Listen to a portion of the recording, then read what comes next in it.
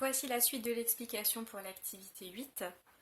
Alors, la deuxième consigne, c'est recopie sur ton cahier la cellule à l'origine des gamètes de Madame Dupont. Donc, c'est la même chose que ce que l'on a dans le livre. On a ici la cellule d'ovaire de Madame Dupont, qui va ensuite donner des ovules, donc les cellules reproductrices. Alors il faut recopier cette cellule. C'est ce que j'ai fait sur ma feuille ici. Donc j'ai mis petit 2, j'ai dessiné une cellule et j'ai représenté les chromosomes 9 de Madame Dupont et les chromosomes sexuels. Madame Dupont a sur ses chromosomes 9 les allèles A et B, elle est donc de groupe sanguin AB. Et elle a comme chromosome sexuel X et X, puisque c'est une femme. Ensuite, la question petit 3 complète le tableau de croisement des gamètes de Monsieur et Madame Dupont afin de mettre en évidence les possibilités de cellules œufs lors de la fécondation. Vous avez en pièce jointe un tableau qui correspond à ce tableau-là. C'est le même tableau que ce qu'il y a dans le livre. Ce document 4. Dans ce tableau, on représente en haut des colonnes les différentes possibilités de spermatozoïdes qui correspondent à ce qu'il y a dans le document 2, ici. Ce sont les mêmes combinaisons. Et on représente verticalement, à l'extrémité des différentes lignes, les différentes possibilités d'ovules de Madame Dupont. Donc pour pouvoir les constituer, c'est le même principe que pour les spermatozoïdes. On prend un chromosome 9 et un chromosome X qu'on associe au hasard pour former les différentes combinaisons possibles. La différence, c'est que ici, on a forcément en chromosome sexuel un X, puisque Madame Dupont, comme c'est une fille, elle n'a que des chromosomes sexuels X. Donc on a pris un œuf qui porte l'allèle A avec un X, un œuf qui porte l'allèle B avec un X, et on suppose qu'il y a ensuite la même chose, un œuf qui porte l'allèle A avec l'autre X et un œuf qui porte l'allèle B avec l'autre chromosome X. Donc voilà, on suppose qu'il y a 4 combinaisons possibles. Et ensuite, on va associer les différents gamètes pour reconstituer les cellules œufs, les possibilités de cellules œufs. Là, vous avez un exemple.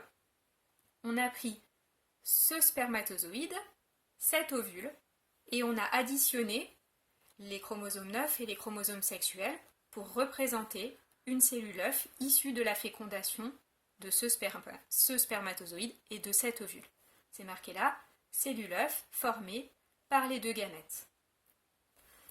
Sur la feuille, il faut faire la même chose. Donc là, je vais recopier l'exemple. On a pris ce spermatozoïde-là, cet ovule-là. On représente les chromosomes 9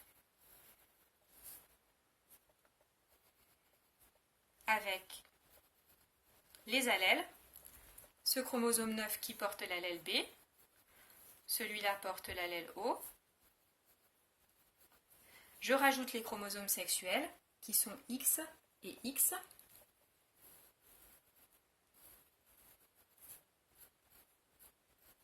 Ici, on a donc une fille de groupe sanguin B. Je vais l'indiquer.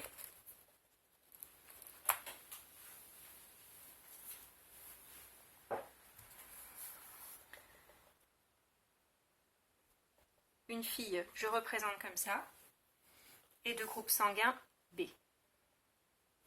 Je vous donne un autre exemple. Je vais faire la case d'à côté. Ici, je prends le chromosome 9 de ce spermatozoïde qui porte l'allèle A, le chromosome sexuel Y, je rajoute le chromosome 9 de cet ovule qui porte l'allèle B,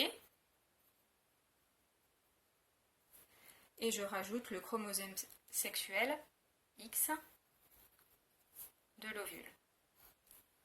Ici, dans cette case, on a représenté une cellule œuf d'un individu qui sera un garçon,